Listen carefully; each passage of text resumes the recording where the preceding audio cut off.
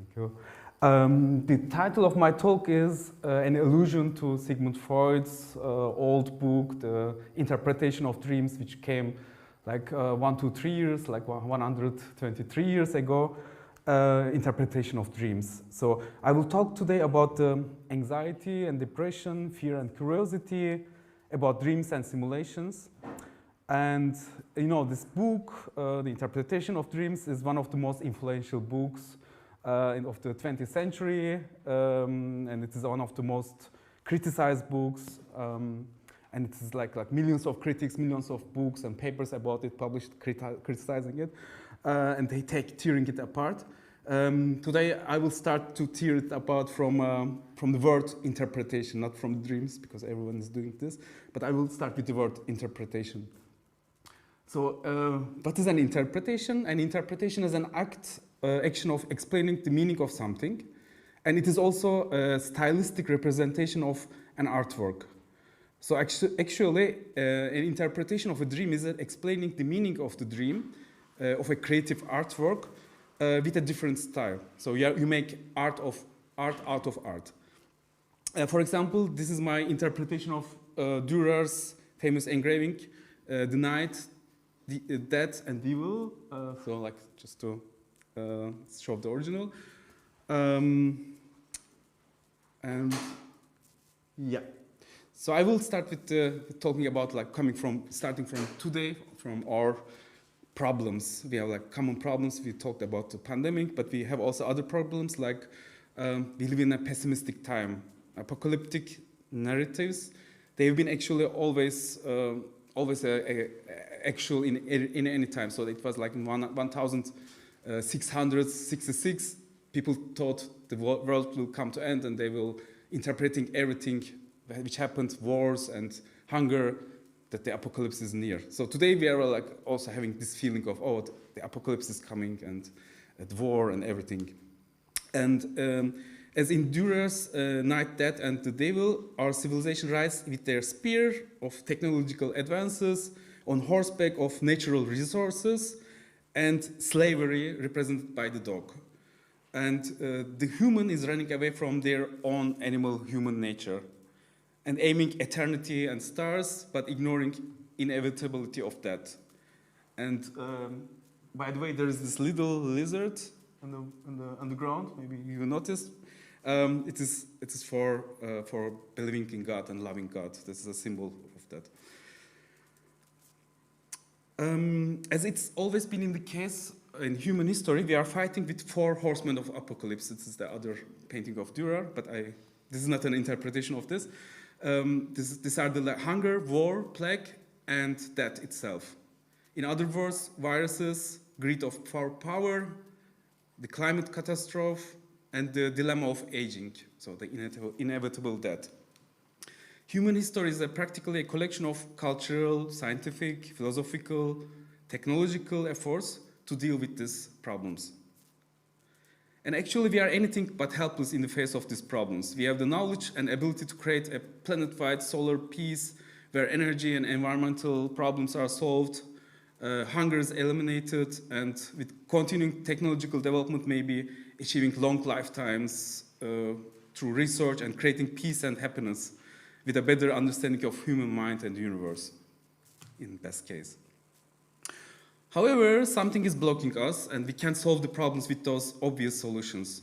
Whoever is not directly involved in violence, sickness, or poverty, and hence living in a post-industrial, middle-class, white-collar city life, is still struggling with anxiety and depression. Both anxiety and depression are based on fear. But why do we continue having fear even when our life is not in danger? Let's try to understand the nature of fear.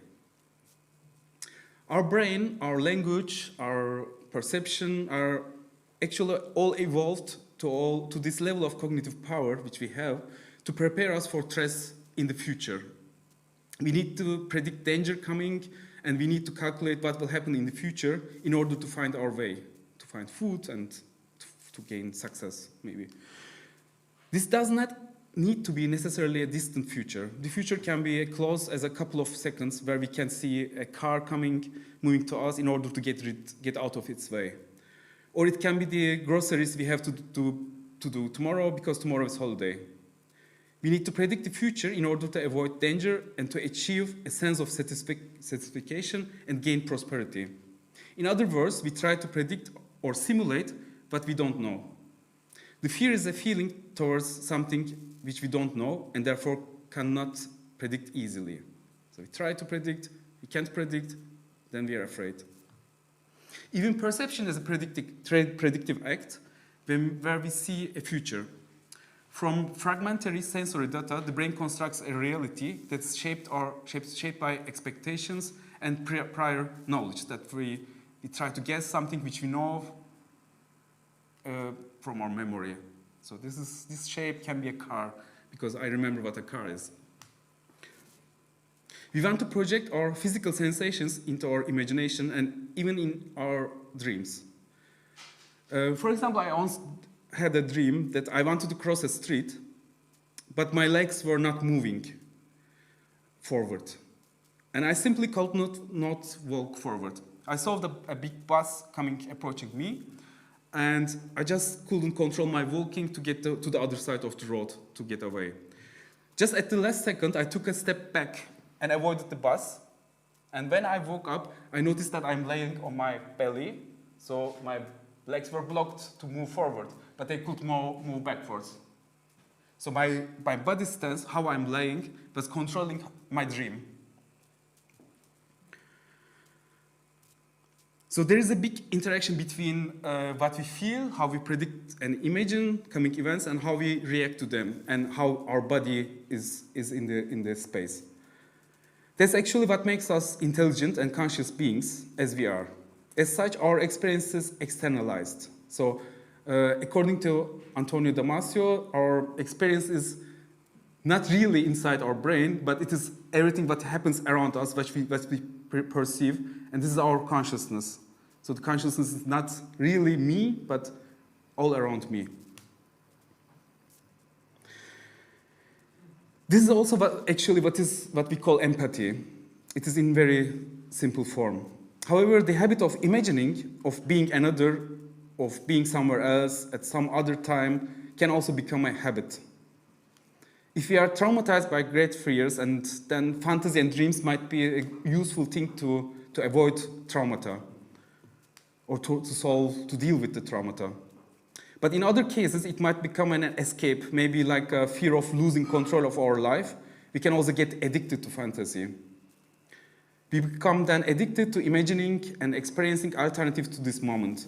This can be also an addiction to fiction, to watching series, but also just like creating thoughts, bad imagination about the future.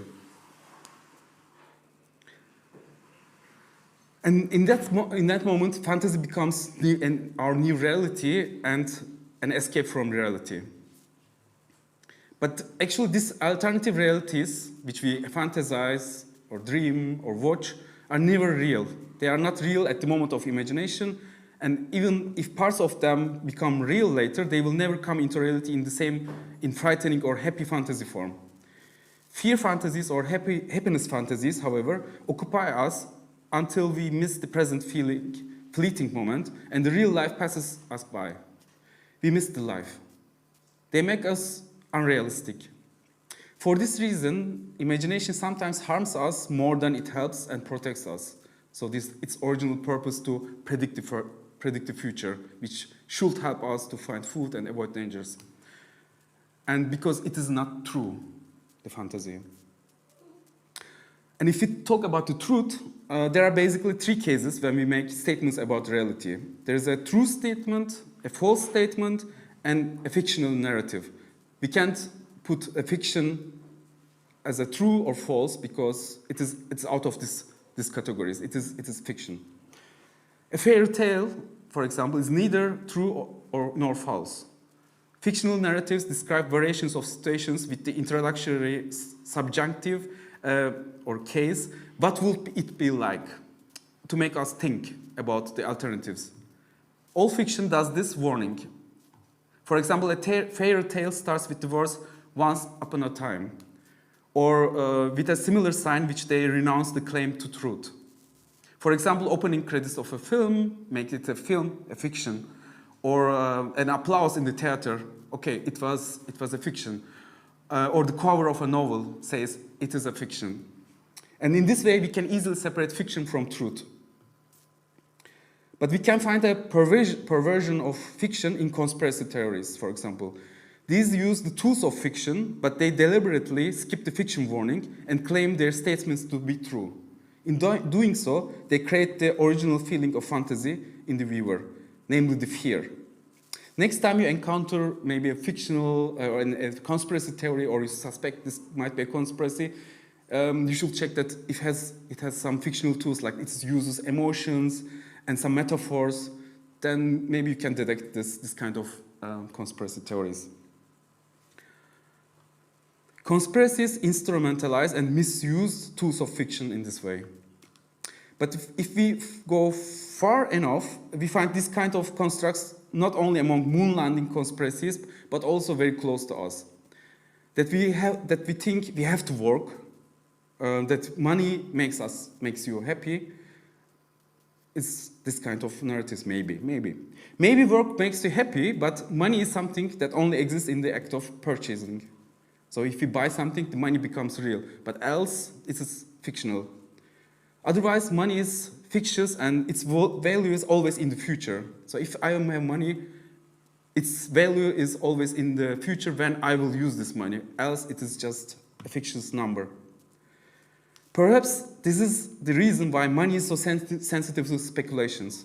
So because it's in the future, but it is also fictitious. So what are we supposed to do if we don't want to live with fear fantasies? There are actually many things of whose truth we can be sure. Nature and water are always real. We can feel the water and we know that nature is there. Then love, friendship, they are true. The stars, they are always there. They will be always there. They are true. But in the context of this presentation, I want to stay in the same context. What do we know as real and makes us fear, but it's still real? This is where the fourth horseman comes to the game after the hunger, the virus, and the war. This is the death. So, because life is true, that is also true. So we all are sure that we will die. It sounds a bit sarcastic, but yeah. If we accept this, that we will die at some point, and even genetic engineering will make us live 1,000 or million years, still we will die. And then we will know it will be an end to all the fears. But I think to talk about that in a deeper way, I am not versed to it, so I will I will go deeper to that, actually. So one of the fundamental functions of religion is to explain that. The tools of fiction and art are used by religion to create a world after world, a life after life. But in some other philosophical traditions, which death and life are explained as a dream. So according to these traditions, the life is similar to a dream. We don't remember who we were before we started the dream, so before we were born, and we will not know who we were after we died, as we wake up and forget the dream.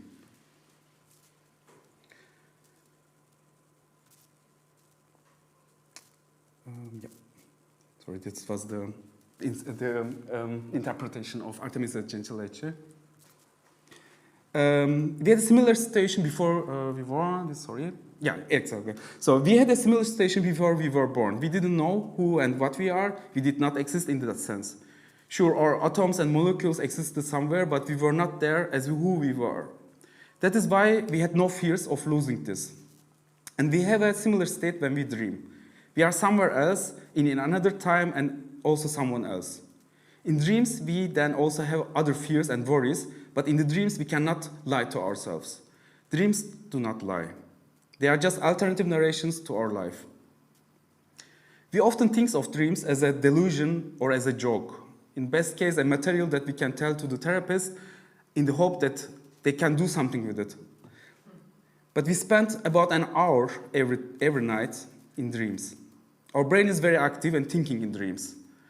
We should not be mistaken that we do not remember them. while we're dreaming, we take the dream that seriously. We take it deadly seriously because it's often a matter of life and death in our dream. We run away from monsters or we run away something which drives us crazy. Because while we dream, we think seriously about our lives. But these thoughts are not in words, they are in pictures. This has a very simple reason. Dreams are visible models of our waking lives. Our wishes, needs, problems, worries, ideas are represented in dreams with visible metaphorical models. So, dream is a work of visual thinking, and it is a visual expression. They are waved from our memories. In this waving process, the memories are used to create metaphors and symbols to simulate real or waking life events, or problems, or ideas, or whatever we have from the waking life thoughts. They are often multidimensional and nested narratives in which different problems, desires, sensations, and ideas are presented in interconnected way. A dream rarely has a single interpretation, but many. Therefore, I call them multiplex models of the world.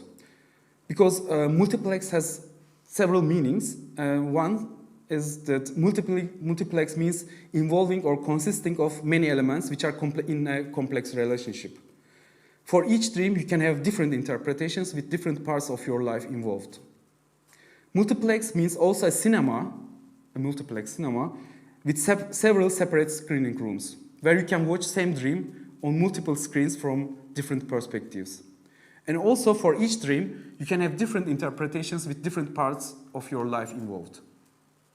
And finally, multiplex also means a transmission signal with several messages which go simultaneously through a single communication channel. It's a single dream, but with several meanings and thoughts of explanation. So in order to create these multiplex models, we use metaphors. A metaphor is used when we use something as a representative for something else. Like we use the heart to point on emotions. The metaphorical transformations of ideas, problems, desires in these multiplex models of dreams has a very practical purpose. So why we don't dream the real problem which we have from the real life, but we dream them in metaphors, in symbols. This has two reasons. One is by looking the world through these dream models, these metaphorical models, we can simulate different scenarios. So we can create alternatives and play with these different options and see if we can make a difference in our waking lives through these changes. So it's like a children's game. We try to fit things together. Doesn't work, take it this, and therefore metaphors are very useful. Of course, all these simulations are not translated back directly when we wake up. So if we try to, okay, I calculated something in my metaphorical model in my dream, so I wake up and I put them back and analyze the metaphors as we interpret the dreams, and I will get the results. But it doesn't work this way. It works if we get the result in this way, in the dream, when we wake up, we have already the solution. This is why when we wake up and suddenly know something or do something, I have some ideas in mind which is not really directly related to the dream. But if it doesn't work, we only came up with a solution and wake up with a brilliant idea, or we continue having nightmares because we cannot find the solution. And the second benefit of a metaphorical transformation, this metaphorical model where we put different things into their placeholders, is like a tree model. This transformation gives like a model of an apartment or an architectural model. The transformation gives us the opportunity to look at things from the outside with a certain distance. So if you replace things, if you replace also even our own person in the dream with a metaphor, with a symbol, with a placeholder, then we can look things from outside. So even then we can see even ourselves in this model, in this problem from outside, among the other things. Through visualization, we can also transform abstract thoughts and invisible feelings into symbolic representatives and incorporate them into a model scenario from a distance. So these transformations in dreams are not, as Freud said or taught, censorship mechanisms to lie to ourselves, to trick ourselves, but useful tools for thought experiments. We find the same tools in the visual and performing arts and in literature. And the metaphors in the arts are rarely served to censor something. Rather, they are used to avoid censorship. Now I have three examples from Pandemic Dreams, which I visualized. So the first one is, I had a dream that where an oil canister was overturned on the wing of the plane and was wobbling just before it fell down. In addition, the propellers were not mounted frontally, but sideways toward the outer edges of the wings, which is illogical for a flight. So this dream I had in March 2020, just in the first days of the pandemic. A few days later, I dreamt that I was barricading myself in my grandmother's flat so that the three big bears that were raging in the stairwell would create a big danger, should not enter the apartment. So I was putting just the furniture that they should not enter, but the door was open. And then later, in October 2020, when the lockdown became again a problem, this time I dreamed a lion whose condensed breath was pushing it to the window. So the lion was trying to enter the flat, the house, and I was seeing its breath. As you can see, they are easily understandable if you know the problem, the pandemic, and the lockdown and everything.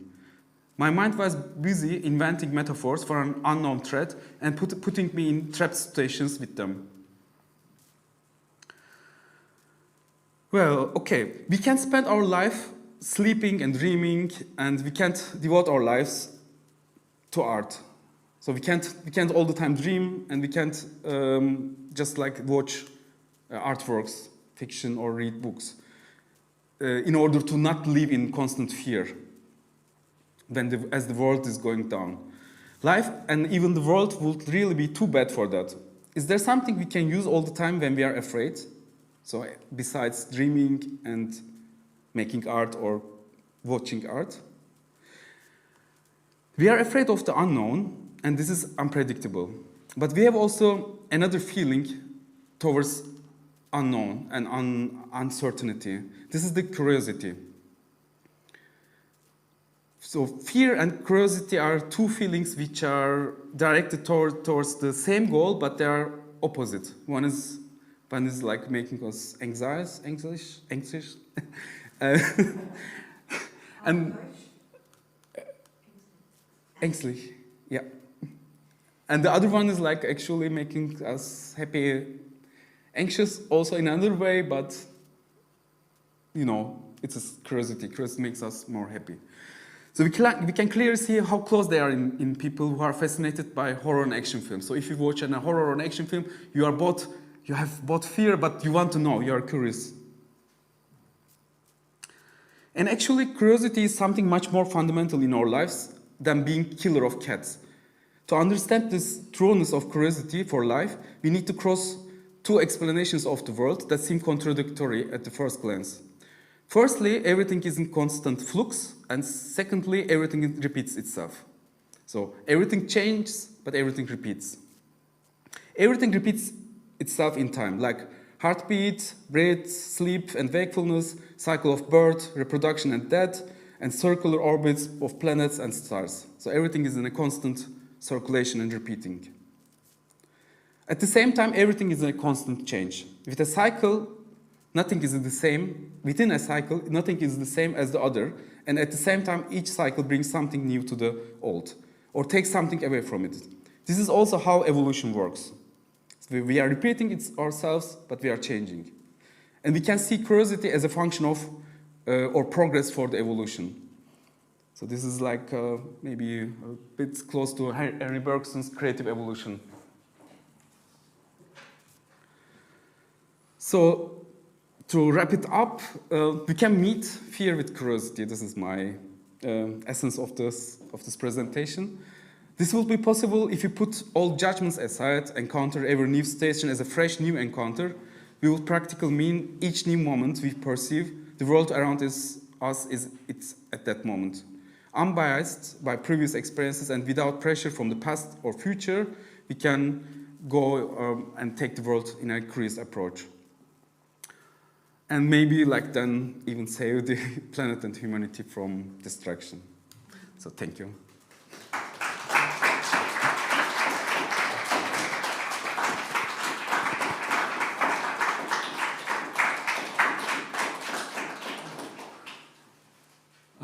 Shall we make the questions now or later? Okay. Let's do it now. Okay.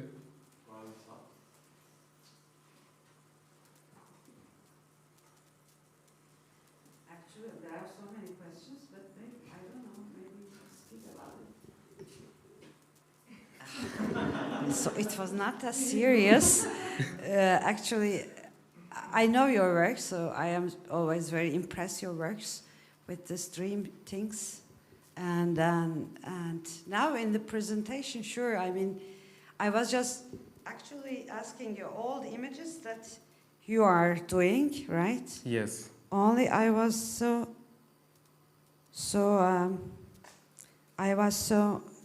ashamed or kind of why I couldn't see this work, this curiosity of as a function of evolution. It was, yeah, this one. It was, yeah, like it could be the one of the very big work of one of our exhibitions. I felt me like so embarrassed that not to see this work. So could you please tell me more, except this presentation, what was the point that you were making kind of a big hurricane in this work? Because, yeah, I mean, it's a dream for sure. It's like a negative. I mean, you work like a negative. You make this image. So technically, the technical point, I'm really will be happy to explain. So like at the background, as you notice, there are all loops. This repetitions aspect is there. There are short loops around 7 seconds, which is like as long as a breath. So I think, or I assume, in a breath time, taking and giving breath, we can perceive one moving image as a whole. So not like a film, like different scenes. It is a forward, but it can repeat, and we can breathe it in and perceive it as well. This is like the background of all loops. For this particular case, it's actually a video taken on a train ride. It's like the train race. But I put it I made it a volume, so it is not just like a video, but it is a volumetric shape made from this video. So but it's not real 3D. It is just like taking the video information and makes a space, a cloud out of it. Because I mean, some of your exhibitions that we had always this, wie heißen das, diese things from. The VR, Beril? Yeah. Normally we had this always that we were diving into your world, but we were all also creating our own world, like approaching there, going back or going right or left or whatever. So I mean, at the end to see all this one and after, I find it's really very interesting because normally people has to know what are you doing, then you can get the point. So because it's very modest presentation, because you could show more, you could put us more inside, but thank you for your presentation. Thank you. Like, yeah. To come to the past, like in the 2015, I think I had an exhibition in the cellar, just here in the below. In the cellar. In the cellar. It was like going deep to the dreams, and there were real visualizations of dream scenes in VR glass, and people were just stepping here down and coming down. I was waiting there one by one. It was really nice. It was really great. Yeah, thank you for the presentation. Thank you. Maybe some other people would like to ask. Would you? I don't know, but for me, it would be interesting. The curiosity seems like a solution to convince the fear, but does that work in a dream as well? You know what I mean? You start with a dream, so Yeah, that would be interesting for me. How change can change this really, this world in, yeah, nicht Bewusstsein, sondern unterbewusst. Ja. Na? Ja. Ach so, okay. Ja, also Ja. wie kommt man wieder dann, also wie kann das zurückspielen in den Traum? Weil das ist ja sozusagen etwas, was schon sehr angstbesetzt ist. Genau, aber im Grunde ist Angst auch nichts Schlimmes.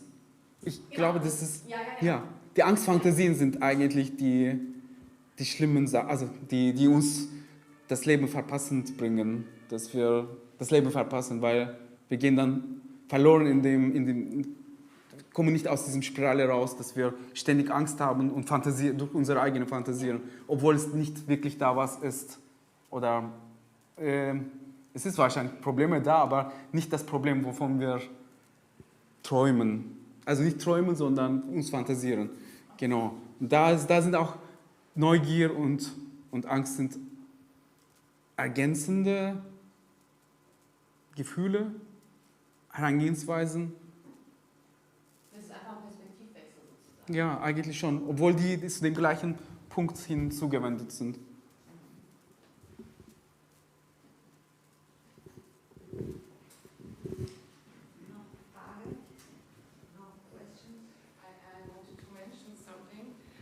What happened to me when Mert showed me one of his animations, the one with the rider at the beginning, or the warrior.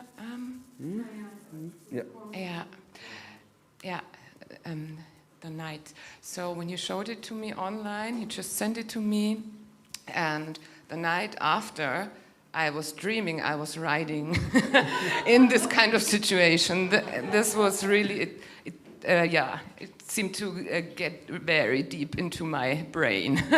So this is just what I wanted to mention. It was very interesting, yeah.